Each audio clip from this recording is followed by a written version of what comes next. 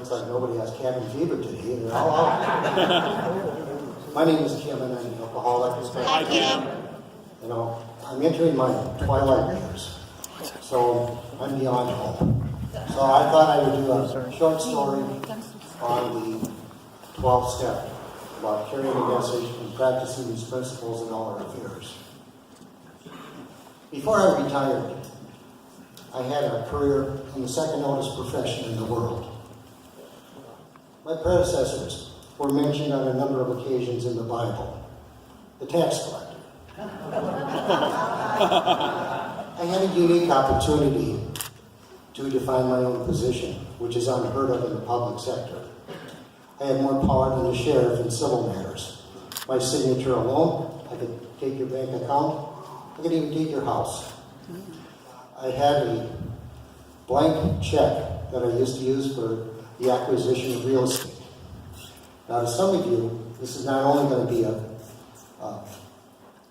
story on practicing these principles in all our affairs, but also a short course in real estate investment.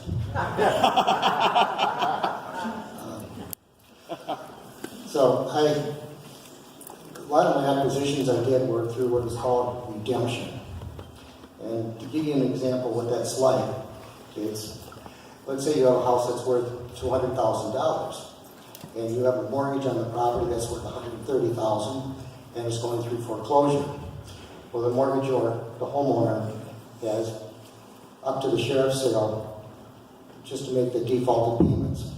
If he doesn't do that, then at the sheriff's sale, the acceleration clause in the mortgage goes into effect, and the full amount of the mortgage would be due and owing, that $130,000. He has what is called an absolute right of redemption for 6 months. Now, in the real world, if he can't make up the payments, he's not going to be able to make up that $130,000. So, at the end of the redemption period, I would file what is called a notice of intent to redeem, and within 5 days, redeem the property. So I pay the bank that $130,000, sell it for $200,000 immediately, and make a fast $70,000. That's how redemptions work. I had this hotshot attorney in Edina, and in his mind, he was a hotshot attorney. And anytime I'm looking at redeeming on property or acquiring property, I meet with the individual and I want to inspect the property, see if it's worth my time to invest. And in this case, I sat down and I looked, we want to meet with the individual and see what he's like, if he's cooperative or not, because you might have to commence what is called an unlawful detainer action to remove him from the property. Well, I sat down with this attorney, and he was in control. He had a beautiful house in Edina, and he thought it was worth X amount of dollars. He did a market analysis. He was well versed in real estate, and he thought for sure that he had enough money that it would pay off the mortgage, pay off his tax liability, and he would live happily ever after.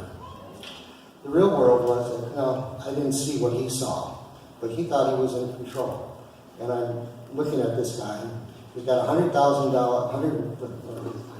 got $100,000 tax liability.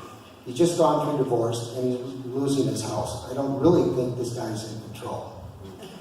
But he was so adamant, and I said, I'll tell you what I'll do. Because we're close to the end of the redemption period, I have 5 tax dates.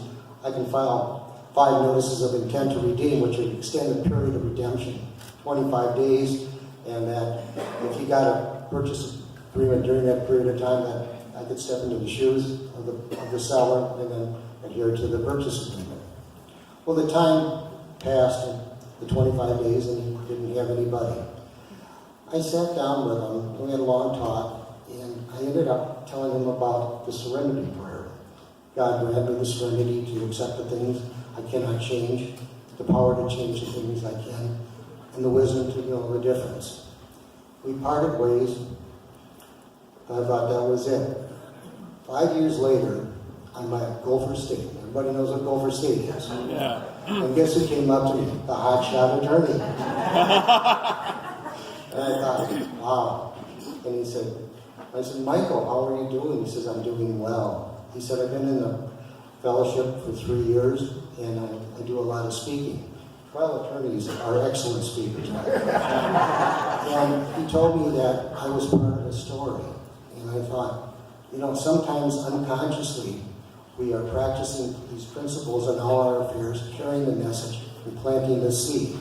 And sometimes we're a little blessed with the opportunity to see the seed that we have sown.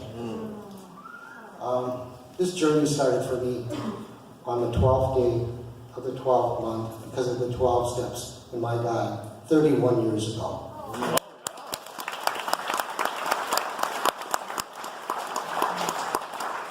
And one more thing. I don't want any of you guys running out after church today thinking you're going to make thousands of dollars in real estate. There's a lot more to it than that. Thank you.